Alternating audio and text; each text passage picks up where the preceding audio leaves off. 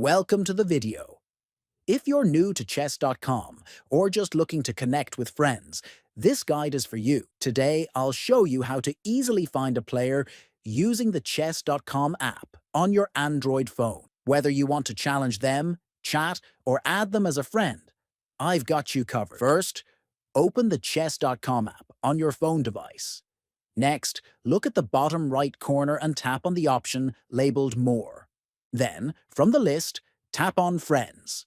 This will take you to the Friends section. Now, type the name or username of the player you want to find into the search bar. Make sure you enter it correctly to get accurate results. Once you find the player you're looking for, tap on their name to view their profile. If you want to add them as a friend, tap on Add Friend. This will send them a friend request. To send them a message, tap the message icon. This allows you to chat with them directly through the app. And finally, if you want to challenge them to a game, tap the play icon. You can then choose the type of game and time settings before sending the invitation.